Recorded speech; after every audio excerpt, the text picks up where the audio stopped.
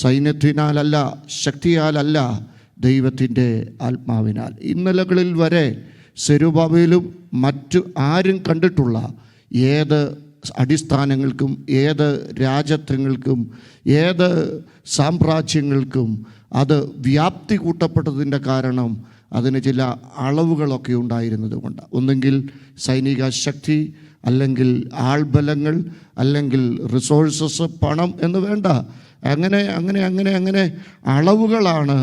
ദൈവത്തിന് സ്തോത്രം. തീർച്ചയായിട്ടും അന്നുവരെ ഉണ്ടായിട്ടുള്ള എല്ലാ അനുഭവങ്ങളുടെയും അടിത്തറയായി മാറിയിട്ടുള്ളത്. ലോകത്തിൻ്റെ നിലനിൽപ്പ് തന്നെ അളവുകളുടെ അകത്താണ്, അല്ലേ? ലോകം എന്നും നിലനിൽക്കുന്നത് അളവുകളുടെ അകത്താണ്. നമ്മൾ കുടിക്കുന്ന വെള്ളത്തിന് അളവുണ്ട്, നമ്മൾ കഴിക്കുന്ന ആഹാരത്തിന് അളവുണ്ട്, അല്ലേ? ശ്വസിക്കുന്ന വായുവിനും അളവ് ഉണ്ട്. കുടിക്കുന്ന വെള്ളത്തിൻ്റെ അളവ് എൻ്റെ അറിവ് ശരിയാണെങ്കിൽ 3.7 ലിറ്റർ വെള്ളമാണ് പ്രതിദിനം നമ്മൾ കുടിക്കുന്നത്. അപ്പോൾ തന്നെ നമ്മൾ കഴിക്കുന്ന ആഹാരത്തിൻ്റെ അളവ് ഓരോരുത്തരുടെ വയറ് പോലാണെങ്കിലും 2400 കലോറി, അങ്ങനെയാ അതിൻ്റെ ഒരളവ് ചിട്ടപ്പെടുത്തിയിട്ടുള്ളത്. അപ്പോൾ തന്നെ ശ്വസിക്കുന്ന വായുവിൻ്റെ അളവ് 378 ലിറ്റർ ഓക്സിജനാണ് നമ്മൾ ശ്വസിക്കുന്നത്. ഇങ്ങനെ എല്ലാറ്റിനും അളവുണ്ട്. പക്ഷേ അളക്കാൻ പറ്റാത്തതും അളവില്ലാത്തതും അളവുകൾക്ക് അതീതമായി പ്രവർത്തിക്കുന്ന ഒന്നുണ്ടെങ്കിൽ പുതിയ നിയമസഭയ്ക്കറിയാം, അത് പരിശുദ്ധാത്മാവ് മാത്രമാണ്. ഇന്നും പരിശുദ്ധാത്മാവ് അത് ചെയ്യുന്നു. ഈ രാത്രി യോഗത്തിലും പരിശുദ്ധാത്മാവിൻ്റെ അളവറ്റ ശക്തി ഈ കൂട്ടായ്മയുടെ അകത്ത് വ്യാപരിക്കുമെന്ന് വിശ്വസിക്കുന്ന ദൈവമക്കളെ ഓർത്ത് ഞാൻ ദൈവത്തെ സ്തുതിക്കുക. സെരുബാബേലിന് മുമ്പുണ്ടായിട്ടുള്ള എല്ലാവരും റിസോഴ്സുകളെ അടിസ്ഥാനപ്പെടുത്തിയാണ് അവരുടെ രാജത്വങ്ങൾ വിലപ്പെടുത്തിയത്. എന്നാൽ ഇന്നൊരു ടേണിംഗ് പോയിൻ്റിൻ്റെ ദിവസമാണ്. സൈന്യത്തിനും ശക്തിക്കും ഒന്നും കഴിയാത്തത് നിൻ്റെ കാലഘട്ടത്തിൽ ദൈവം ചെയ്യാൻ പോകുകയാണ്. നിൻ്റെ കാലഘട്ടം അതൊരു തുടക്കമാണ്. നിൻ്റെ കാലഘട്ടത്തിൽ ദൈവം ചിലത് ആരംഭിക്കാൻ പോകുകയാണ്.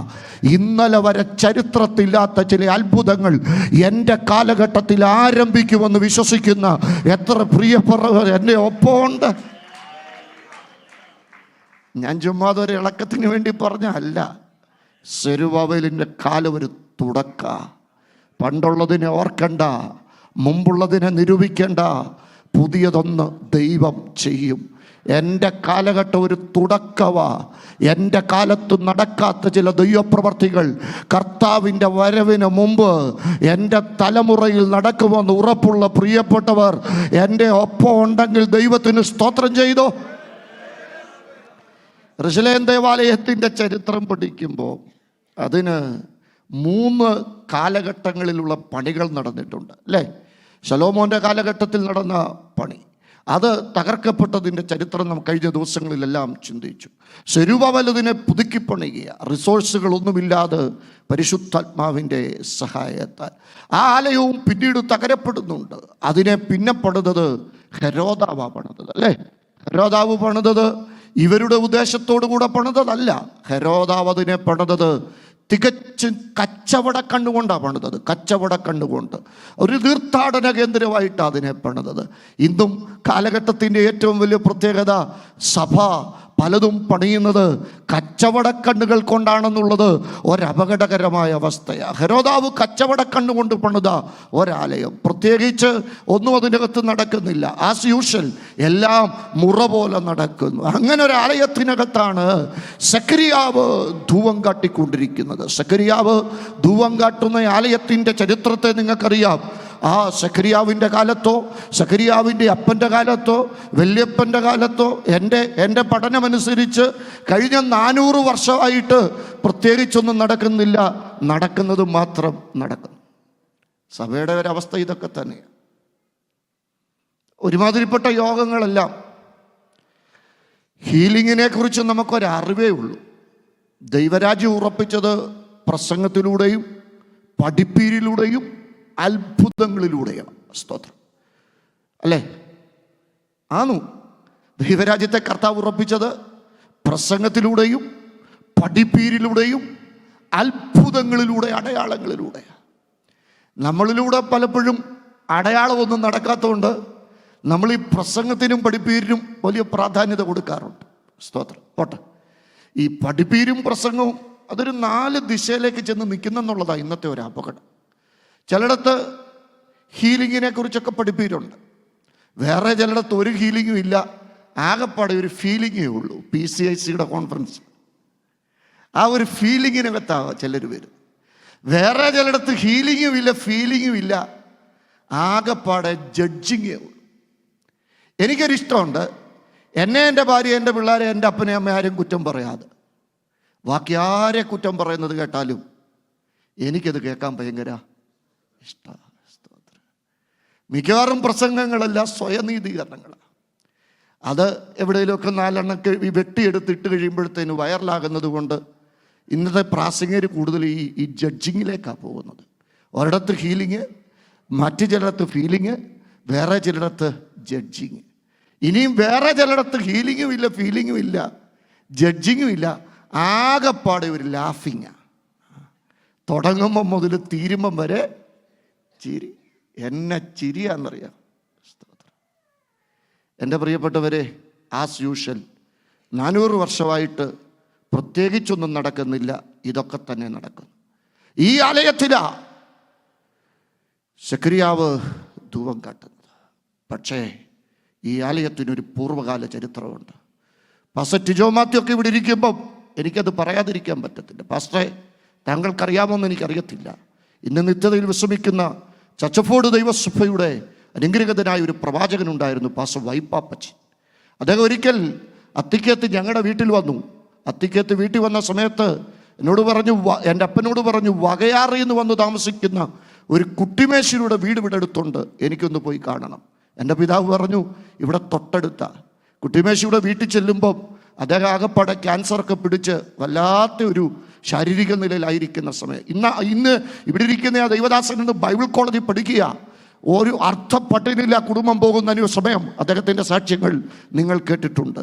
അന്ന് ആ ദൈവദാസൻ ആ വീട്ടിൽ ചെന്ന് പ്രാർത്ഥിച്ച് അദ്ദേഹത്തിൻ്റെ കയ്യിലിരുന്ന സ്തോത്ര കാഴ്ചയൊക്കെ കൊടുത്ത് ചിറങ്ങുന്നത് എൻ്റെ കണ്ണിൻ്റെ മുമ്പിലുണ്ട്. എന്നിട്ട് വരുന്ന വഴിക്ക് ഞങ്ങളോട് പറഞ്ഞ ഒരു കാര്യമുണ്ട്, ഇദ്ദേഹത്തിൻ്റെ വീട് പെന്തിക്കോസ്ത് ചരിത്രത്തെ സ്വാധീനിച്ച വീടാണ്. അപ്പം എൻ്റെ പിതാവ് ചോദിച്ചു, എന്താ കാരണം? നേരം പറയാ, ഞാൻ വകയാറ് ചച്ചഫോർഡ് സഭയുടെ പാസ്റ്ററായിരിക്കുന്ന കാലഘട്ടത്തിൽ എൻ്റെ സഭയിലെ വിശ്വാസ കുടുംബങ്ങളായിരുന്നവർ, ഈ ടിജോ പാസ്റ്റർ വല്യമ്മ ഒരു ചെറ്റക്കുടലിനകത്ത് പ്രാർത്ഥിച്ചു കൊണ്ടിരിക്കുമ്പം കുടിലിന് തീ കത്തുന്നു. നാട്ടുകാർ തീ കെടുത്തുവാനായിട്ട് വരുന്നു. നാട്ടുകാർ വന്ന് നോക്കുമ്പം തീയല്ല, അകത്തൊരമ്മ പ്രാർത്ഥിച്ചുകൊണ്ടിരിക്കുമ്പം അതിൻ്റെ തീ പുറത്തിങ്ങനെ കത്തി നിൽക്കുക. ഇതേ അനുഭവങ്ങൾ അനുഭവിച്ചവരാ പെന്തക്കോസ്തുകാര്. ഇത്രയും 100 കണക്കിന് അനുഭവങ്ങൾ നമുക്ക് പങ്കുവെക്കാനുണ്ട്. ഞാൻ കഴിഞ്ഞ ദിവസം വെർജീനിയയിൽ പ്രസംഗിക്കാൻ ചെന്നപ്പം അവിടെ ഒരു ദൈവദാസനെ കണ്ടു, പാസ്റ്റർ സാം വർഗീസ് ചെറിയാൻ കോതഗിരി എന്ന് പറയുന്ന അനുഗ്രഹീതനായ സാഹിത്യകാരൻ്റെ പിതാവ്. അദ്ദേഹം എന്നോട് പറഞ്ഞത് പെന്തക്കോസ്ത് ചരിത്രത്തിലെ ഒരു അനുഭവമാണ്. അദ്ദേഹത്തിൻ്റെ വല്യമ്മച്ച് 106-ാമത്തെ വയസ്സിലാണ് മരിച്ചത്. 96-ാമത്തെ വയസ്സിൽ വെർജീനിയയിൽ വെച്ച് വീണ്, കട്ടിലേന്ന് വീണ് കൈയുടെ തോളല്ലൊടിഞ്ഞു. അങ്ങനെ തോളല്ലൊടിഞ്ഞേച്ച് അമ്മച്ചിയെ കൊണ്ട് അവർ ആശുപത്രി ചെന്നു. എക്സ്റേ എടുത്ത് ഡോക്ടർ പറഞ്ഞു സ്റ്റീലിടണം. അമ്മച്ചി പറഞ്ഞു 14-ാമത്തെ വയസ്സിൽ എൻ്റെ ഹൃദയവും എൻ്റെ ശരീരവും യേശുവിന് കൊടുത്തതാ, അവത്താൽ വേറൊന്നും ഇതുവരെ കയറിയിട്ടില്ല, അതുകൊണ്ട് അത് പറ്റത്തില്ല. അവരൊടുവിൽ ഒപ്പിട്ട് മേടിച്ചു വിട്ടു. അത് എന്ത് വന്നാലും നിങ്ങൾ ഉത്തരവാദികൾ. 3-ാമത്തെ ദിവസമായി ആശുപത്രിയിൽ നിന്ന് വീട്ടിൽ വന്നിട്ട് 3-ാമത്തെ ദിവസമായപ്പോഴത്തേന് നീര് വെച്ച് ശരീരം മുഴുവൻ കരിനീലിച്ചു, വീർത്തു, അതിവേദന. അമ്മച്ചി അർദ്ധരാത്രി എഴുന്നേറ്റിരുന്നേച്ച് ദൈവത്തോട് പറഞ്ഞു, ദൈവമേ 96 വയസ്സായി, ജീവിച്ച് കൊതി തീർന്നു. ഒരു കാര്യം ഞാൻ പറഞ്ഞേക്കാം, സൗഖ്യം തരികയാണെങ്കിൽ ആരോഗ്യത്തോടെ തരാമെങ്കിൽ തന്നാ മതി, ഇല്ലെങ്കിൽ ഇപ്പൊ എടുത്തോണം. ആ രാത്രിയിൽ അമ്മച്ചി ഉറങ്ങിപ്പോയി. ആ ഉറക്കം കഴിഞ്ഞ് പിറ്റേ ദിവസം രാവിലെ അമ്മച്ചി എഴുന്നേറ്റ് വരുന്നത് ഇതുപോലൊരു ബൈബിളും കൈ പിടിച്ചോണ്ടാ. പിള്ളേർക്ക് അത്ഭുതം. അവരമ്മച്ചിയെ കൊണ്ട് പോയി അതേ ആശുപത്രിയിൽ അതേ ഡോക്ടർ എടുക്കൽ. ആ ഡോക്ടർ അമ്മച്ചി എക്സ്റേ എടുത്തു. 2 എക്സ്റേയും കൊണ്ട് വന്നേച്ച് ഡോക്ടർ അമ്മച്ചിയുടെ മുട്ടുകുത്തിയേച്ച് അമ്മച്ചിയോട് പറഞ്ഞു, ദൈവത്തിന് സ്തോത്രം, എനിക്ക് വേണ്ടി പ്രാർത്ഥിക്കാൻ. സായിപ്പ് ഡോക്ടർക്ക് വേണ്ടി അമ്മച്ചി മലയാളത്തിൽ പ്രാർത്ഥിച്ചെന്ന് ഇതാ ഞങ്ങൾ പ്രസംഗിക്കുന്ന പെന്തക്കോസ്ത് കഴിഞ്ഞ 400 വർഷമായി മലാക്കി മുതൽ ഇതിനകത്തൊരു പ്രവാചകന്മാരില്ലെന്നുള്ളത് സത്യ.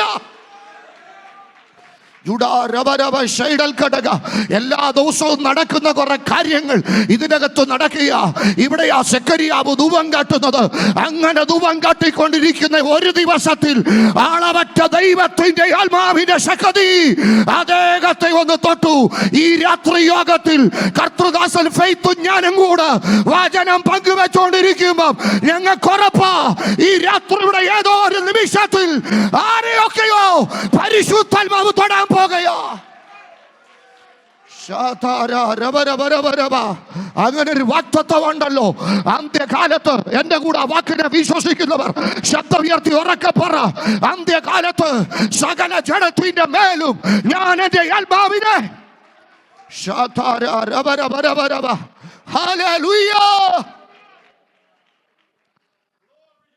ആത്മനിറവ് ഒരുത്തം പ്രാപിച്ചപ്പോ ആത്മനിറവ് പ്രാപിച്ചവൻ പ്രവചിക്കുക. ആരോടാ പ്രവചിക്കുന്നത്?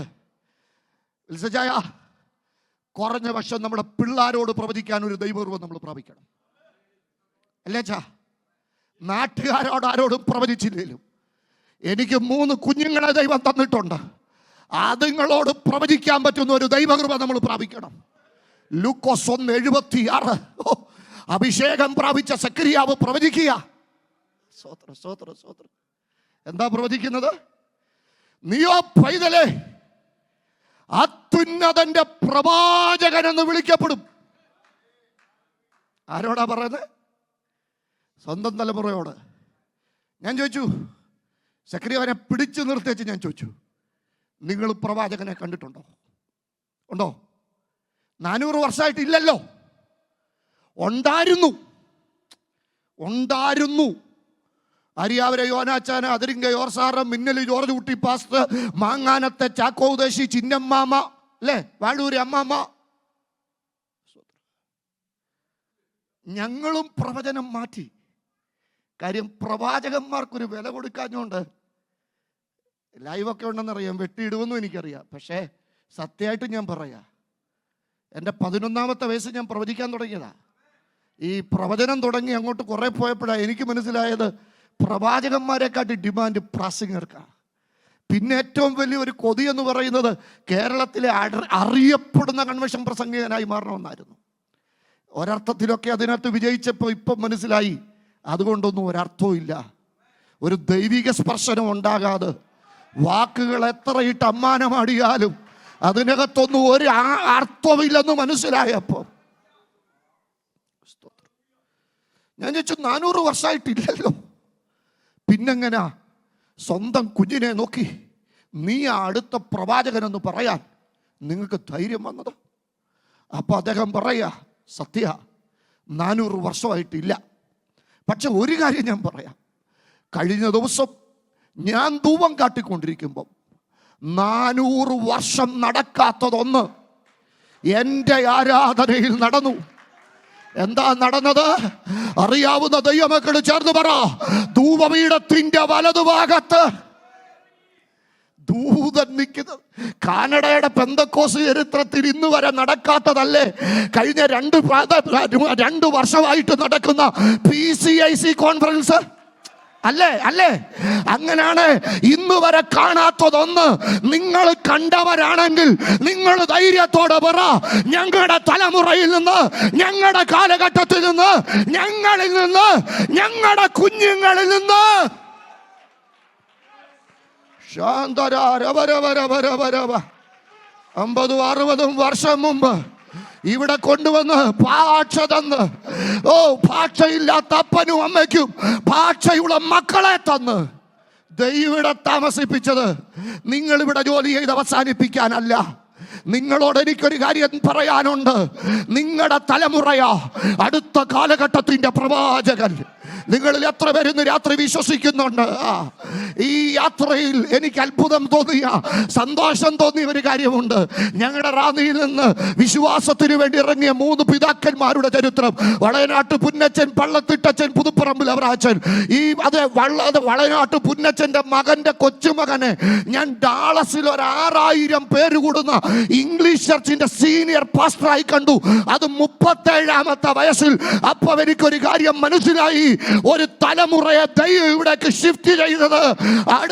അടുത്തത് നമ്മുടെ തലമുറയുടെ കാലമാ. ഇതിനകത്തുനിന്ന് പ്രവാചകന്മാർ എഴുന്നേക്കട്ടെ, ഇതിനകത്തുനിന്ന് അഭിഷേക്തന്മാർ എഴുന്നേക്കട്ടെ.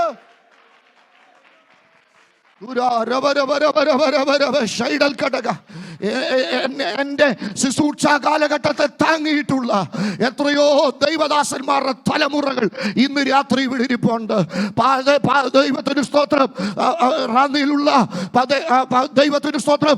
അവരാച്ചം പാസ് നിത്യത വിശ്രമിക്കുക. അദ്ദേഹത്തിന്റെ മകള് മൈക്ക് ഓപ്പറേറ്റ് ചെയ്യുന്ന മകന് എനിക്ക് പിതാവിനെ പോലെ ബഹുമാനമുള്ള അലക്സാണ്ടർ പാസ്റ്റർ മോന. അങ്ങനെ എത്രയോ തലമുറകൾ. ഞാൻ നിങ്ങളോട് ഒരു കാര്യം പറയുക, നിങ്ങളെ ഈ രാജ്യത്ത് കൊണ്ട് ദൈവമാക്കിയിരിക്കുന്നത് വാൾമാർട്ടിൽ ഒതുങ്ങാനല്ല. നിങ്ങളെ ഈ രാജ്യത്ത് ദൈവം കൊണ്ടാക്കിയത് ജോലി സാഹചര്യത്തിൽ ഒതുങ്ങാനല്ല. ഈ കോൺഫറൻസിനകത്ത് നിന്ന് അളവില്ലാത്ത ശക്തി പ്രാപിച്ച് അഭിഷേകത്തിന്റെ നിയോഗം പ്രാപിച്ച് ഇന്ന് രാത്രി അത് കൊതിക്കുന്ന എത്ര ദൈവമക്കൾ.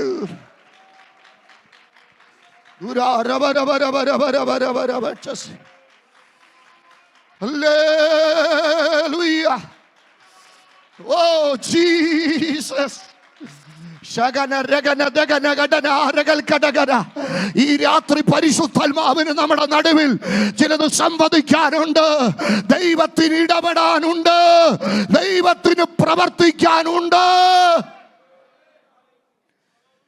മാന്യത വെളിപ്പെടാത്ത അക്കാലം കഴിയാൻ പോവാ. എനിക്കറിയാം ഞാൻ മെസ്സേജിനാണ് നിൽക്കുന്നത്, പക്ഷെ ദൈവം എന്നെ ഏൽപ്പിച്ച ദൂത് പറയാതെ എനിക്കങ്ങോട്ട് കയറാൻ പറ്റത്തില്ല. അപ്പോസ്തല പ്രവൃത്തി 27-28 അധ്യായങ്ങൾ പഠിക്കുമ്പോൾ അത് റോമിലേക്ക് പോകാനുള്ള കൽപ്പനയാ. പക്ഷെ 3 കപ്പലിലുള്ള യാത്രയുണ്ട്. ഒന്നാമത്തെ കപ്പലിലുള്ള യാത്ര ആസ്യക്കര പറ്റി ഓടുന്ന ഒരദ്രമുദ്ര കപ്പൽ. ഈ രാത്രി ഞാൻ നിന്നോട് പറയാം, മറ്റുള്ളവന്റെ കര പറ്റി ഓടിയ കാലമൊക്കെ കഴിഞ്ഞെന്ന് ഇച്ചിരൂടെ തെളിച്ചു പറഞ്ഞ, ഇച്ചിരൂടെ വ്യക്തമാക്കിയാൽ ആ ദൈവത്തിന് സ്തോത്രം. സാരാഫാത്ത് കഴിഞ്ഞു, ദൈവത്തിന് സ്തോത്രം. കെരീത്തും കഴിഞ്ഞു. നിന്നെ ദൈവം ഇന്ന് രാത്രി ഒരു കർമ്മേലിലേക്ക് ഷിഫ്റ്റ് ചെയ്യാൻ പോകുകയാ. സ്വീകരിക്കുന്ന ദൈവമക്കളെ ഓർത്ത് ഞാൻ ദൈവത്തെ സ്തുതിക്കുക. കെരീത്തിലെ കാക്കയെ കുറിച്ച് ഞായറാഴ്ച നമുക്ക് ഒത്തിരി പറയാനുണ്ട്. കാക്കയില്ലെങ്കിൽ നമ്മളില്ലെന്ന നമ്മുടെ വിചാരം. കെരീത്തിലെ കാക്കയെ കുറിച്ചുള്ള സാക്ഷിയൊക്കെ എന്റെ പൊന്നച്ച നിർത്ത്. സാരാഫാത്തിലെ വിധവയെ കുറിച്ചും വാദോരാതെ ഒത്തിരി പറഞ്ഞ് വിധവയ്ക്ക് തന്നെ ഇപ്പോ ഒരു തോന്നല്, ഞാനാണല്ലോ ഉദ്ദേശിയെ പോറ്റിയത്. ഇല്ലെന്ന്. കെരീത്തിലെ കാക്കയല്ല, സാരാഫാത്തിലെ വിധവയല്ല നിന്നെ വിളിച്ചത്. നിന്നെ വിളിച്ചവൻ ഉണ്മയുള്ളവനാ. അവൻ കർമ്മേലിലെ ഒരു തീ നിനക്ക് വേണ്ടി അയക്കാൻ ശക്തനാ. ഏകനായി മഹാത്ഭുതങ്ങളെ ചെയ്യാൻ ഇന്ന് രാത്രി അവന് പദ്ധതിയുണ്ട്. ഇത് ഫയർ ഫ്രം ഹെവൻ, ഇത് റിപ്ലൈ ഫ്രം ഹെവൻ. ഉയരത്തിലെ ഒരു തീ. യെസ്. ആസ്യക്കര പറ്റി ഓടി. അധ്യായം പഠിക്കുമ്പോൾ അവിടുന്ന് വേറൊരു കപ്പലേ കയറുക, ഒരു അലക്സാന്ദ്രിയൻ കപ്പലിൽ. പക്ഷെ ബഹു ദിവസം ഞങ്ങൾ പതുക്കെ ഓടി. വാക്തത്വമുള്ളവർ വല്ലാതെ സ്ലോ ഡൗൺ ചെയ്യപ്പെടുകയാണ്. പിന്നെ കാറ്റിനു നേരെ നിൽക്കാൻ പറ്റാത്തതുപോലായി. ഒടുവില് കപ്പലൊക്കെ തകർന്ന് നീന്തി കരകയറി. സ്തോത്രം. ഈ രക്ഷപ്പെടാനായിട്ട്, തണുപ്പിനെ അതിജീവിക്കാനായിട്ട് തീ വാരിയിടെന്ന് പറഞ്ഞ കൂട്ടത്തിൽ ചെന്ന് നിൽക്കുക. 2 കൂട്ടരുണ്ട് ഈ കാലഘട്ടത്തിൽ. ചിലരെ സംബന്ധിച്ചിടത്തോളം തണുപ്പ് അതിജീവിക്കാൻ ഒരു തീ ആരാധന. ഹലോ, തണുപ്പ് അതിജീവിക്കാനുള്ള തീ അവരുടെ ആരാധന എന്ന് പറഞ്ഞ അർത്ഥം എന്താണെന്നറിയോ? സ്തോത്രം. ഞായറാഴ്ചയ്ക്ക് വേണ്ടിയുള്ള ഒരു സ്കെഡ്യൂൾ ആരാധന. പൗലോസിന് മനസ്സിലായി, ഈ തണുപ്പത് ജീവിക്കാനുള്ള തീക്കകത്ത് ദേശശക്തി കത്തത്തില്ല. ദേശശക്തി കത്തണമെങ്കിൽ ചില വിറകുകൾ ഇന്ന് രാത്രി നീ എടുത്തുകണ്ട് ആവശ്യമുണ്ട്. ദേശശക്തിയെ കത്തിക്കാൻ അവൻ വിറകെടുത്തിട്ടപ്പോൾ അവന്റെ കയ്യെ ചിലത് ചുറ്റി. കയ്യെ ചുറ്റിയതിനെ അവൻ കൊടഞ്ഞു. ഇന്ന് രാത്രി ഒരു കാര്യം നീ ഓർത്തോ, ഇത് നിന്റെ കൊടച്ചിൽ സാധാരണ കൊടച്ചിലല്ല. നിന്റെ മാന്യതയ്ക്കെതിരെ, നിന്റെ അനുഗ്രഹത്തിനെതിരെ, നിന്റെ ഉയർച്ചയ്ക്കെതിരെ, നിന്റെ യാത്രയ്ക്കെതിരെ, നിന്റെ തലമുറയുടെ വാഗ്ദത്തത്തിനെതിരെ കയ്യെ ചുറ്റിപ്പിടിച്ചിരിക്കുന്ന ചിലതിനെ ഈ രാത്രി യോഗത്തിൽ കൊടഞ്ഞു കളയാൻ എത്ര പേര് തയ്യാറാ?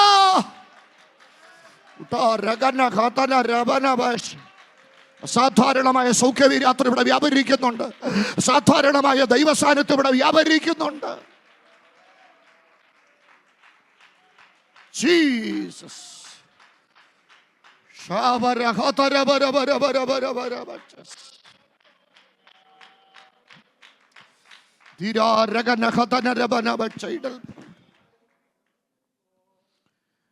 കഴിഞ്ഞ രാത്രി ഞാൻ പറഞ്ഞു വന്നതാ, സെഖരിയ പ്രവചനത്തിൽ 1 മുതൽ 6 വരെയുള്ള അധ്യായങ്ങളിൽ 8 ദർശനങ്ങൾ. 8 ദർശനങ്ങളുടെ അകത്ത് 6 അളവുകളുണ്ട്. അതങ്ങ് പറഞ്ഞേക്കാം. ഒന്നാമത്തെ അളവ് സെഖരിയ 1:12-13 വാക്യത്തിൽ ദൈവജനത്തിന്റെ കഷ്ടതയെ ദൈവം അളക്കുക. രണ്ടാമത്തെ അളവ് 1:15-16 വാക്യത്തിൽ ഇസ്രായേലിനെ പീഡിപ്പിക്കുന്ന ശത്രുവിന്റെ പ്രവൃത്തിയെ ദൈവം അളക്കുക. 1 അധ്യായത്തിന്റെ 15-16 വാക്യത്തിനകത്ത്. മൂന്നാമത്തെ അളവ് സെഖരിയാവ് 2:1-2 വാക്യത്തിനകത്ത് ഉദ്ധാരണത്തിന് വേണ്ടിയുള്ള ഒരു അളവിനെ നമുക്ക് കാണുവാൻ കഴിയും. നാലാമത്തെ അളവ് സാത്താന്റെ അളവ് 3:1-2 വാക്യത്തിനകത്ത് മുഷിഞ്ഞ വസ്ത്രം ധരിച്ചു നിൽക്കുന്ന യോശുവയെ കണ്ടപ്പം സാത്താൻ പറയാ, ഇതൊരു ആത്മീകന് പറ്റിയതല്ലെന്ന്. നമുക്കറിയത്തില്ലല്ലോ, സാത്താൻ അറിയാം നമുക്കിതൊന്നും പറ്റിയതല്ലെന്ന്. ഇനി അടുത്ത ഒരളവുണ്ട്. സെഖരിയാവ് 3:4 വാക്യം, ആരാധനയുടെ അളവ്. ആരാധനയുടെ അളവ്. ഞാനിതൊക്കെ പറയാം. ആരാധനയുടെ അളവ്. 5-ാമത്തെ അളവ് ആരാധനയുടെ അളവ്.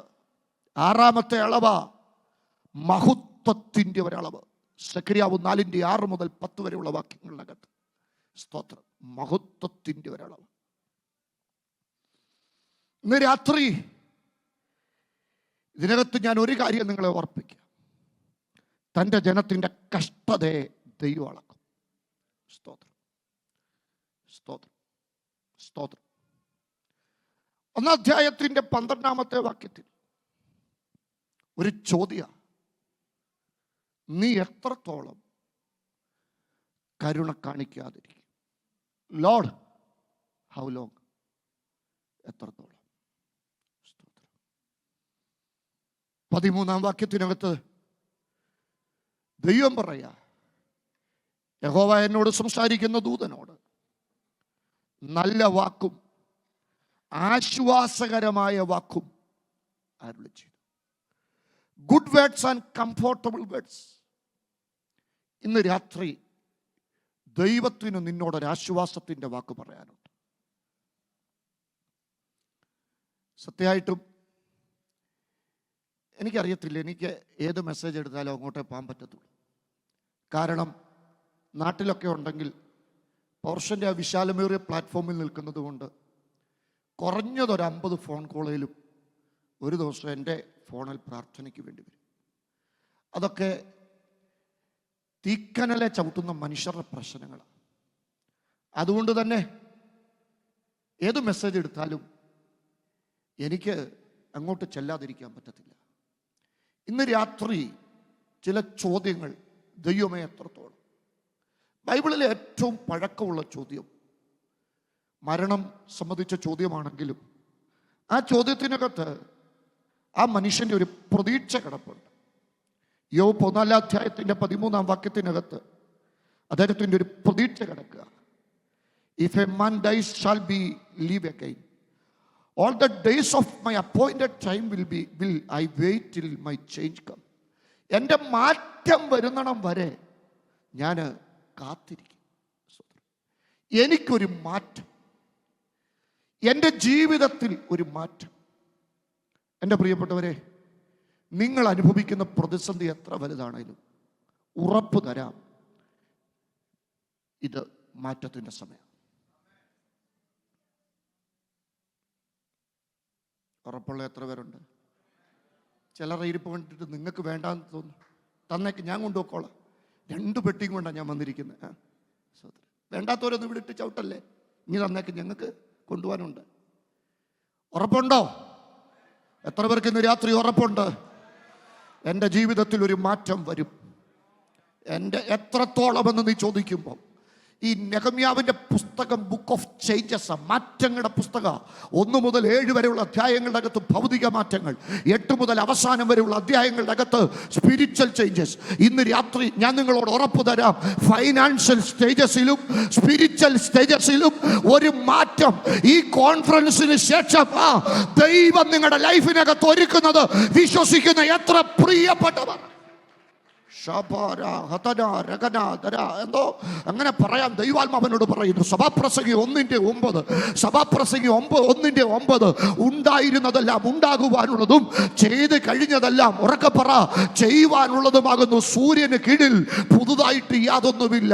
28 കാലത്തെ പഠിച്ച മനുഷ്യൻ പറയുകയാ, സൂര്യ വെളിച്ചത്തിൽ ഞാൻ നോക്കി, ജീവിതത്തെ ഞാൻ സൂര്യവട്ടത്തിൽ നോക്കി.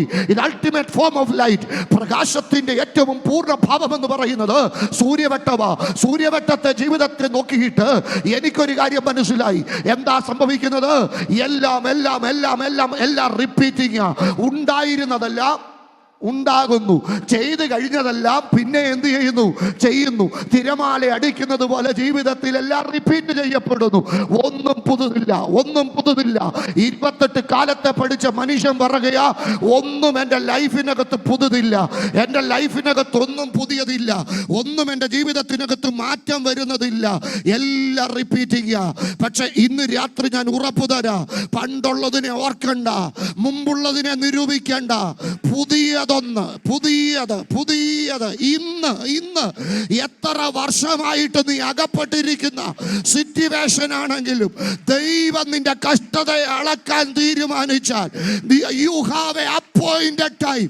ദൈവം നിനക്ക് വേണ്ടി കുറിച്ച് വെച്ചിരിക്കുന്ന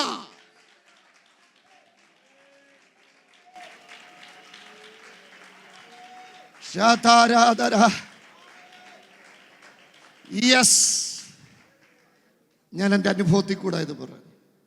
എനിക്ക് തോന്നുന്നു എൻ്റെയൊക്കെ പ്രായത്തിലുള്ള കേരളത്തിലുള്ള ചെറുപ്പക്കാർ പ്രാസംഗികരുടെ കൂട്ടത്തിൽ, ഞാനെപ്പോഴും ചെറുപ്പമെന്നും പറഞ്ഞാൽ നിൽക്കുന്നത്, എൻ്റെ പ്രായമൊന്നും ഞാൻ പറയുന്നില്ല, സ്തോത്രം. എനിക്ക് തോന്നുന്നു ആ ഒരു കൂട്ടത്തിൽ ഉള്ളതിൽ ഒത്തിരി പഴക്കത്തിൽ പ്രസംഗം തുടങ്ങിയ ഒരാളാണ് ഞാൻ. 33 വർഷമായി ഇത് ആരംഭിച്ചിട്ട്. എനിക്ക് ശേഷം വന്നവരെല്ലാം പല രാജ്യങ്ങളിൽ പോയപ്പോഴും യഥാർത്ഥത്തിൽ ഈ രാജ്യത്ത് തന്നെ പാസ്റ്റർ വിൽസൺ പാസ്റ്റർ തന്നെ എനിക്ക് 1-2 പ്രാവശ്യം വിസയ്ക്ക് ഈ പേപ്പർ തന്നു. എത്രയോ എനിക്ക് തോന്നുന്നു എൻ്റെ എത്രയും ഈ രാജ്യങ്ങളിൽ പാസ്പോർട്ട് റിജക്റ്റഡ് ആയിട്ടുള്ള ഒരു പാസ്റ്റർ വേറെ ഉണ്ടെന്ന് എനിക്കറിയത്തില്ല. അമേരിക്കയിൽ 5, കാനഡ 4, ഓസ്ട്രേലിയ, പിന്നെ എല്ലായിടത്തും. പക്ഷെ ദൈവം എനിക്കൊരു മാറ്റം അനുവദിച്ചപ്പോൾ ഞാൻ ഇന്ന് രാത്രി ചിലരോട് ശക്തമായിട്ട് പറയുക, നിങ്ങളുടെ ലൈഫിനെ ദൈവം മാറ്റാൻ തീരുമാനിച്ചിരിക്കുക. ഒരു മാറ്റം വരും. ശുശ്രൂഷയ്ക്കൊരു മാറ്റം വരും, ജീവിതത്തിനൊരു മാറ്റം വരും, തലമുറയ്ക്കൊരു മാറ്റം വരും, അവസ്ഥകൾക്ക് ദൈവം ഒരു മാറ്റം തരും. ഉറപ്പുള്ളവർ ശബ്ദം ഉയർത്തി ഇന്ന് രാത്രി ഉറക്കെ പറ, എൻ്റെ ജീവിതത്തിനകത്ത് ഒരു മാറ്റം ദൈവം തരും. Yes, let us go across to the other side of your life. ദൈവം പറയാ നിന്റെ ജീവിതത്തിന്റെ മറുകരയിലോട്ട് പോ. ഈ കര നീ സ്റ്റക്കായതും മതി, ഈ കര നീ നിന്നതും മതി. സ്തോത്രം. ലൂക്കോസിന്റെ സുവിശേഷത്തിൽ ഒരു വാക്യമുണ്ട്, അവൻ അവരോടുകൂടെ ഇറങ്ങി സമനിലത്തിൽ നിന്നു, അല്ലേ? അവനാൽ നടന്ന വീര്യപ്രവർത്തികൾ. ഇന്ന് രാത്രി എൻ്റെ ദൈവം നിന്റെ കൂടെ ഇറങ്ങി നിന്നാൽ നിന്റെ ലൈഫ് മുഴുവൻ അത്ഭുതമായി മാറുമെന്നാണ് ഞാൻ പറഞ്ഞു വരുന്നത്. 38 കൊല്ലമായിട്ട് ഒരു മാറ്റവും ഇല്ലാത്ത ജീവിതം. ഫസ്റ്റ് സ്റ്റേജ് ഒന്നും ഒരു കുഴപ്പമില്ല പാസ്റ്ററെ, സെക്കൻഡ് സ്റ്റേജ് ഒരു കുഴപ്പമില്ല, പക്ഷെ ഒന്നും ഒരു ഫൈനൽ സ്റ്റേജിലേക്ക് എത്തുന്നില്ല, ഒരു പൂർത്തീകരണം ഉണ്ടാകുന്നില്ല ജീവിതത്തിൽ. ഒന്നിനും എന്തുണ്ടാകുന്നില്ല? ഉറക്കെ പറ, ഒരു പൂർത്തീകരണം പൂർത്തീകരണം ഉണ്ടാകുന്നില്ല. ദൂതൻ ഇറങ്ങുന്നുണ്ടോ? ഉണ്ട്. വെള്ളം കലങ്ങുന്നുണ്ടോ? ഉണ്ട്. സഹായം ചോദിച്ചാൽ ആൾക്കാർ കേൾക്കുന്നുണ്ടോ? ഉണ്ട്. എല്ലാം ശരിയാ, പക്ഷെ ഒരു പൂർത്തീകരണമില്ല. പൂർത്തീകരണമില്ലാത്ത ജീവിതം 1-2 കൊല്ലമല്ല, 38 കൊല്ലമായിട്ട് ഇത് തന്നെയാ ലൈഫിന്റെ അവസ്ഥ. പക്ഷെ ഇന്ന് രാത്രി ഒരു ദൂതനും ഇറങ്ങത്തില്ല, ഒരു വെള്ളവും കലങ്ങത്തില്ല. ആരോട് നീ സഹായം ചോദിക്കേണ്ട കാര്യവുമില്ല. നിന്നെ തൊടാൻ, നിന്നെ എഴുന്നേൽപ്പിക്കാൻ, നിനക്ക് വേണ്ടി അത്ഭുതം ചെയ്യാൻ ഒരുവൻ ഇവിടെ വന്നിട്ടുണ്ട്. അവന്റെ പേരാ യേശു. ഉറക്കെ വിളിക്കാൻ പറ്റുന്നവർ ഉറക്കെ വിളിക്കേ. യേശുവേ എന്നുറക്കെ വിളിക്ക് പ്രിയപ്പെട്ടവരെ. എന്തോ പരിശുദ്ധാത്മാവനോട് വീണ്ടും പറയാൻ പറയുന്നു. 18 കൊല്ലമായിട്ട് ഒരു സ്ത്രീ കുനിഞ്ഞിരിക്കുക. 18 കൊല്ലമായിട്ട് എന്നും കുനിഞ്ഞിരിക്കുന്ന ഒരാൾക്ക് ആകാശം കാണാൻ പറ്റുമോ? എന്നും കുനിഞ്ഞിരിക്കുന്ന ഒരാൾക്ക് നക്ഷത്രങ്ങളെ കാണാൻ പറ്റുമോ? എന്നും കുനിഞ്ഞിരിക്കുന്ന ഒരാൾക്ക് ഉയരത്തിലുള്ളത് കാണാൻ പറ്റുമോ? അവക്ക് മനസ്സിലായി, എൻ്റെ കണ്ണ് താഴ്ച കാണാനുള്ള കണ്ണാ. എൻ്റെ കണ്ണുകൊണ്ട് ഞാൻ ഒരിക്കലും ഉയർച്ച കാണത്തില്ല. ഇല്ല കേട്ടോ, നിന്റെ കണ്ണിന്റെ നിന്നെ ദൈവം വിളിച്ചത് താഴ്ച കാണാനല്ല, പരാജയം കാണാനല്ല, ശൂന്യത കാണാനല്ല. വിശ്വസിക്കുന്ന അഭിഷക്തന്മാര് പറ, തകർച്ച കാണാനല്ല.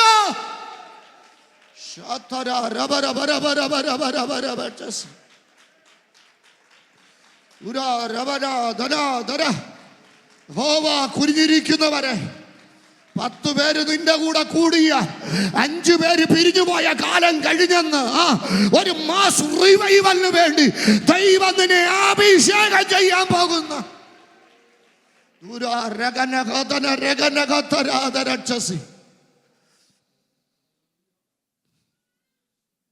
ഞാനത് പറഞ്ഞു നിർത്താൻ എനിക്ക് പറ്റുന്നില്ല. വീണ്ടും ദൈവാത്മാവിനോട് പറയാം. തെക്കേപ്പള്ളി നാട്ടിലൊരു സ്പിരിറ്റ് ഉണ്ട്. എന്താ സ്പിരിറ്റിന്റെ പ്രത്യേകത? ഒരു മനുഷ്യന്റെ ലൈഫ് നോർമലാകാതിരിക്കാൻ ബന്ധിച്ചിരിക്കുന്ന സ്പിരിറ്റ്. അവനെ ബന്ധിച്ചപ്പെടുത്താൻ ആ വീട് നോർമലല്ല, ആ നാട് നോർമലല്ല, ആ വീട്ടിലൊന്നും നോർമലായി നടക്കത്തില്ല, ആ നാട്ടിലൊന്നും നോർമലായി നടക്കത്തില്ല. ആരൊക്കെയോ പറയുന്നു നിന്റെ വീട്ടിലൊന്നും നോർമലായി നടക്കത്തില്ലെന്ന്. പക്ഷെ ഇന്ന് രാത്രി ഞങ്ങൾ ഉറപ്പു തരാം, ഒരുവൻ ഇവിടെ വന്നിട്ടുണ്ട്. തീജാലക്കത്തെ കണ്ണുള്ളവനായി, മാറത്ത് പൊൻകച്ച കെട്ടിയവനായി, നക്ഷത്രങ്ങൾ വലങ്കയിൽ പിടിച്ചവനായി, തേജസ് വാരി ഉടുത്തവനായി. ഉറക്കെ വിളിക്ക് പ്രിയപ്പെട്ടവനെ, യേശുവെന്ന്.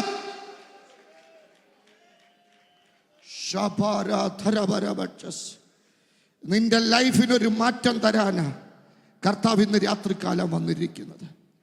യോബിന്റെ പുസ്തകത്തിലെ 2 അധ്യായങ്ങളാണ് ഞാൻ പ്രമേയമായിട്ടെടുക്കുന്നത്. 30 അധ്യായത്തിന്റെ 1-ാം വാക്യം. ബട്ട് നൗ, ഒരു വാക്ക, ഇപ്പോൾ ഞാനായിരിക്കുന്ന ഇപ്പോഴത്തെ അവസ്ഥ. ഇദ്ദേഹത്തിനൊരു പൂർവ്വകാലമുണ്ട്. 29-30 ഒരു കമ്പാരിസണാണ് യോബിന്റെ പുസ്തകം. 29-30 അധ്യായം ഒരു കമ്പാരിസണാണ്. 29 അധ്യായത്തിന്റെ 7 മുതൽ 10 വരെ അദ്ദേഹത്തിന്റെ പൂർവ്വകാലത്തിന്റെ ഒരു പ്രത്യേകത അദ്ദേഹം പറയാം. യോബ് 29-ന്റെ 7 മുതൽ 10 വരെയുള്ള വാക്യത്തിനകത്ത് പൂർവ്വകാലത്തിന്റെ ഒരു പ്രത്യേകത അദ്ദേഹം ഓർപ്പിക്കുന്നത്. എന്താ അവിടെ പറയുന്നത്? 29 അധ്യായത്തിന്റെ 7 മുതൽ 10 വരെയുള്ള വാക്യത്തിനകത്ത് ഒന്ന് അദ്ദേഹം പറയാം, ഞാൻ പുറപ്പെട്ട് പട്ടണവാതിക്കലിൽ ചെന്ന് വിശാല സ്ഥലത്ത് ഇരിപ്പിടം വയ്ക്കുമ്പോൾ യൗവനക്കാർ എന്നെ കണ്ട് ഒളിക്കും, വൃദ്ധന്മാർ എഴുന്നേറ്റ് നിൽക്കും എന്ന് പറഞ്ഞാൽ അദ്ദേഹം പറഞ്ഞു വരുന്നത്, എനിക്ക് ബഹുമാനം കിട്ടിയ ഒരു കാലത്തെക്കുറിച്ച്. എനിക്ക് എന്തോ ഉണ്ടായിരുന്നു? ഒരു ബഹുമാനം ഉണ്ടായിരുന്നു. പക്ഷെ 30-ന്റെ 1 മുതലുള്ള വാക്യം ഒന്ന് വായിച്ചു നോക്കിക്കേ. 30-ന്റെ 1 മുതലുള്ള വാക്യം, 30 അധ്യായത്തിന്റെ 1 മുതലുള്ള വാക്യം. ഇപ്പോഴോ എന്താ പ്രായം? എന്നെ നോക്കി എല്ലാവരും കമന്റ് പറയാം. പിന്നെ സ്തോത്രം ഉണ്ടോ? എനിക്ക് ഒരു കൊട്ടേഷൻ വിടാനായിട്ട് ആൾക്കാരിപ്പോൾ ഉപയോഗിക്കുന്ന, ഞാനിപ്പോൾ എന്തായിട്ട് മാറിയിരിക്കുക? പരിഹാസമായിട്ട്. I have no respect. എൻ്റെ മിനിസ്ട്രിയിൽ എനിക്കൊരു ബഹുമാനം കിട്ടുന്നു. എൻ്റെ വീട്ടിൽ എനിക്കൊരു ബഹുമാനം കിട്ടുന്നില്ല, എൻ്റെ ജോലിയിൽ എനിക്കൊരു ബഹുമാനം കിട്ടുന്നില്ല, എനിക്കൊരു ബഹുമാനം കിട്ടും. 29:2 മുതൽ 6 വരെയുള്ള വാക്യത്തിനകത്ത് അടുത്തൊരു കാര്യം പുള്ളി പറയുന്നുണ്ട്. എന്താ പറയുന്നത്? സ്തോത്രം. ഈ പണ്ടത്തെ മാസങ്ങളിലെ പോലെ അന്ന് എൻ്റെ ദീപം തലയ്ക്കുമിതെ പ്രകാശിച്ചു, എൻ്റെ കൂടാരത്തിൽ ദൈവത്തിൻ്റെ സഖ്യത. പിന്നെ എൻ്റെ മക്കൾ എൻ്റെ ചുറ്റും ഇരിക്കുകയും എൻ്റെ ശുഭകാലത്തിലെ പോലെ അന്ന് ഞാൻ എൻ്റെ കാലുകളെ വെണ്ണ കൊണ്ട് കഴുകി. ഞാൻ ഉപയോഗിച്ച ക്രീമൊക്കെ ഒരു ഭയങ്കര സംഭവം. കാലുകളെ വെണ്ണ കൊണ്ട് കഴുകി ഒരു കാലം.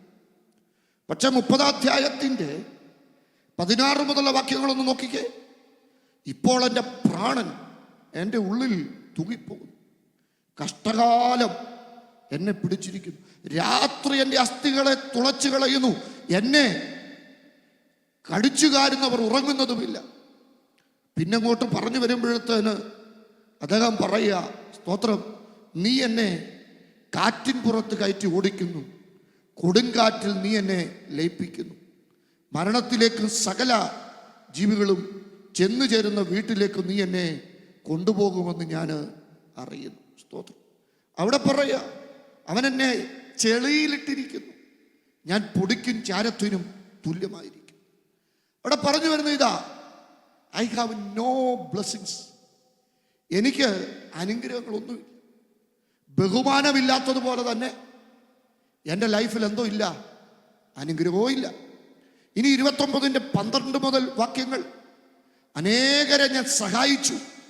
12 മുതലുള്ള വാക്യങ്ങളുടെ അകത്ത് അനേകരെ നിലവിളിച്ച് എളിവനെയും അനാഥനെയും തുണയേറ്റവനെയും ഞാൻ വിടുവിച്ചു. അനേകരെ സഹായിച്ച കാര്യമാണ് 12 മുതൽ 17 വരെയുള്ള വാക്യം. പക്ഷേ 30-24 മുതലുള്ള വാക്യങ്ങളിലൊന്ന് നോക്കിക്കേ. 30-24 മുതലുള്ള വാക്യങ്ങൾ, എങ്കിലും വീഴുമ്പോൾ കൈ നീട്ടുകയില്ലയോ, അപായത്തിൽ അത് നിമിത്തം നിലവിളിക്കുകയില്ലയോ, കഷ്ടകാലം വന്നവന് വേണ്ടി ഞാൻ കരഞ്ഞിട്ടില്ലയോ, എളിയവന് വേണ്ടി ഞാൻ എൻ്റെ മനസ്സ് വ്യസനിച്ചിട്ടില്ലയോ. പക്ഷെ എൻ്റെ കഷ്ടകാലത്ത് ഒരാളും എന്നെ എന്ത് ചെയ്യാനില്ല. അപ്പൊ പുള്ളിയുടെ 3 പ്രശ്നമാണ്. 1, I have no respect. 2, I have no blessing. 3, I have no help. എനിക്ക് ബഹുമാനമില്ല, എനിക്ക് അനുഗ്രഹമില്ല, എനിക്ക് സഹായമില്ല. ഇനി 29-18 മുതലുള്ള വാക്യങ്ങളിൽ പുള്ളിയുടെ അടുത്ത പ്രശ്നം പറയാ.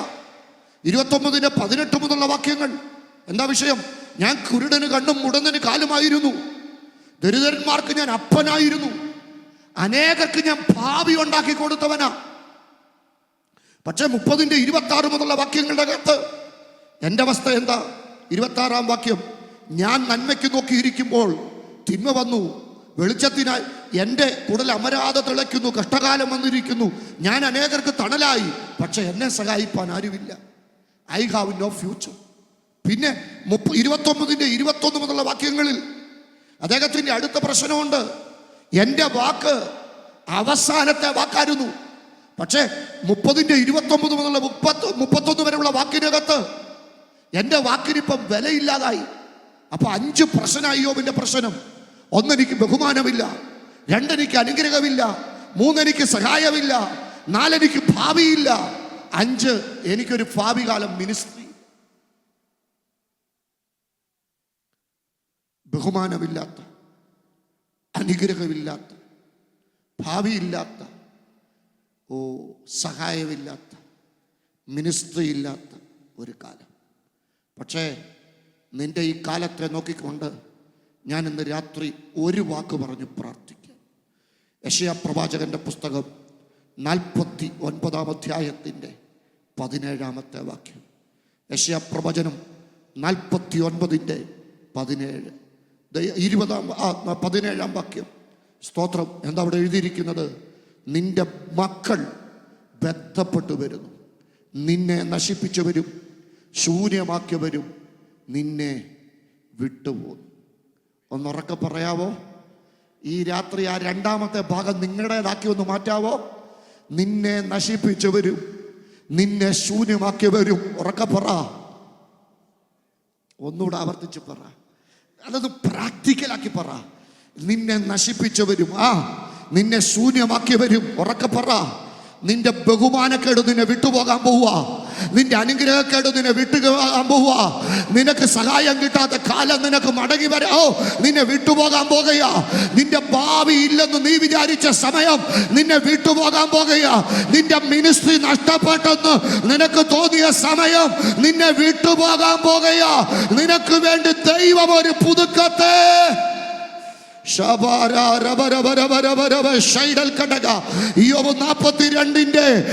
42 മുതലുള്ള വാക്യങ്ങളുടെ അകത്ത് യോബ് പറയുക, ഒരിക്കൽ ഭാവിയില്ലെന്ന് പറഞ്ഞവന് 42:9 അവന്റെ മുഖത്തെ ദൈവം ആദരിച്ചു. ഒരിക്കൽ അനുഗ്രഹമില്ലെന്ന് പറഞ്ഞവന്റെ 49:12 പിൻകാലത്തെ മുൻകാലത്തെക്കാൾ ദൈവം അനുഗ്രഹിച്ചു.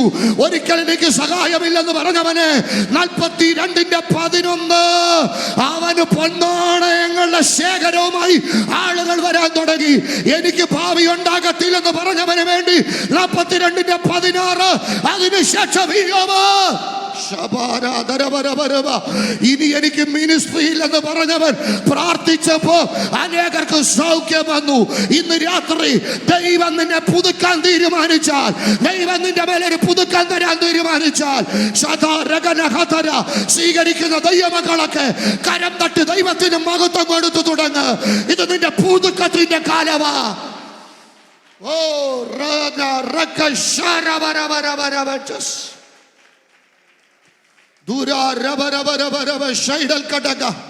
നമുക്കൊരു പുതുക്കം ഉണ്ടാകുമെന്നുള്ളതാണ് നമ്മുടെ പ്രത്യാശ. നമുക്കൊരു അഡ്രസ് ഉണ്ടാകും, അല്ലേ? നമുക്കൊരു അഡ്രസ് ഉണ്ടാകും. യോഹന്നാൻ 14:2 നമ്മുടെ അഡ്രസ്സിനെ കുറിച്ചാണ് പറയുന്നത്. എൻ്റെ പിതാവിൻ്റെ ഭവനത്തിൽ നമുക്കൊരു അപ്പിയറൻസ് ഉണ്ടാകും. 1 യോഹന്നാൻ 3:2 നാം അവനെ താനിരിക്കുന്നത് പോലെ തന്നെ കാണുന്നവരാകൊണ്ട് അവനോട് സമന്മാരാകും. നമുക്കൊരു തേജസ്കരണം ഉണ്ടാകും, നമുക്കൊരു അഡ്രസ് ഉണ്ടാകും, നമുക്കൊരു പുതുക്കം ഉണ്ടാകും, നമുക്കൊരു മാറ്റം ഉണ്ടാകും. പ്രത്യാശയുള്ള ദൈവമക്കൾ ഉറക്കെ പറ. ഞാൻ എൻ്റെ വാക്കുകളെ പരിമിതപ്പെടുത്തുകയാ. യെസ്, അത് നിന്നെ വിട്ടുപോകുന്നു. എന്ന് രാത്രി യെശയ്യാവ് 49:17 നിങ്ങളുടെ മേൽ അപ്ലൈ ചെയ്ത് പ്രാർത്ഥിക്കാൻ പരിശുദ്ധാത്മാവിനോട് പറയുക. നിന്നെ നശിപ്പിച്ചവരും നിന്നെ ശൂന്യമാക്കിയവരും ഉറക്കെ പറ, നിന്നെ വിട്ടുപോകുന്നു. ഒരു 3 വാക്യം കൂടെ ശ്രദ്ധിച്ചു. യെശയ്യാവ് 32:1, യെശയ്യാവ് 32:15, 32:1 എന്താ വായിക്കുന്നത്? യെശയ്യാവ് 32:1 ഒരു രാജാവ് നീതിയോടെ വാഴും. ഒരു രാജാവ് നീതിയോടെ വാഴും. ഹല്ലേലൂയ. ഒരു രാജാവ് നീതിയോടെ വാഴും.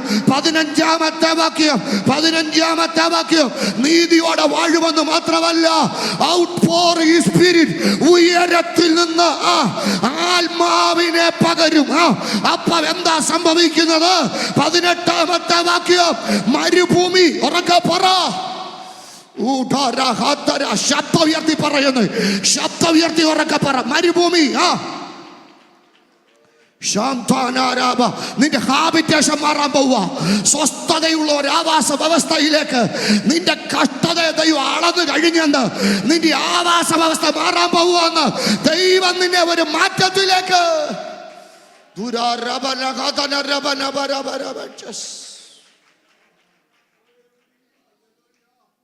ഒരു സ്ഥലത്തിന്റെ മാറ്റമല്ല, ഒരാവാസ വ്യവസ്ഥയുടെ മാറ്റം.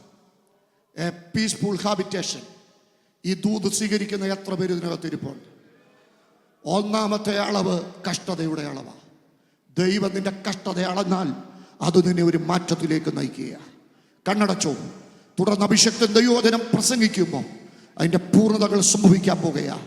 ഈ രാത്രി എൻ്റെ മാറ്റത്തിൻ്റെ സമയമാണെന്ന് വിശ്വസിക്കുന്നവർ ആ കരം 2 ഉയരത്തിലേക്ക് ഉയർത്തിപ്പിടിച്ചു. 2 കരം ഉയർത്തിപ്പിടിക്കുക, ഉയരത്തിലേക്ക് ഉയർത്തിപ്പിടിക്കുക. ഷാധാരാധാര. കണ്ണുകൾ അടഞ്ഞിരിക്കട്ടെ. യേശുവെന്ന് ഉറക്കെ വിളിക്ക്. ശബ്ദം ഉയരട്ടെ. യേശുവെന്ന് ഉറക്കെ വിളിക്ക്. ഒത്തിരി പേരെ നോക്കി ഞാൻ പ്രവചിക്കുക. A peaceful habitation. സ്വസ്ഥതയുള്ള ഒരു ആവാസ വ്യവസ്ഥ.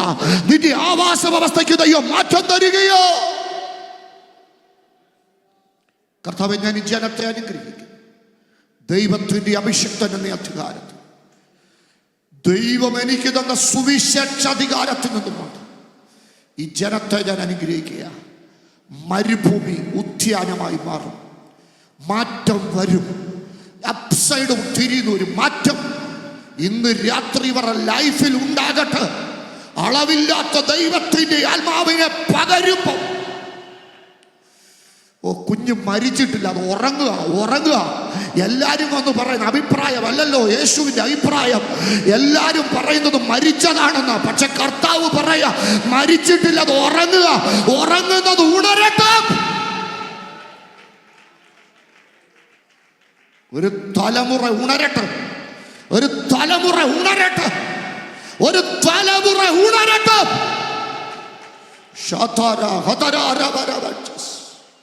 പ്രവാചകന്മാരായി ഉണരട്ടെ. ബ്ലസ് ചെയ്യുന്നു യേശുവിൻ നാമത്തിൽ തന്നെ. കഷ്ടതയെ ദൈവം അളന്നു കഴിഞ്ഞു. പുതുക്കത്തിന്റെ കാലം. വിശ്വസിക്കുന്നവർ കരം തട്ടി കർത്താവിന് മഹത്വം കൊടുക്കാം.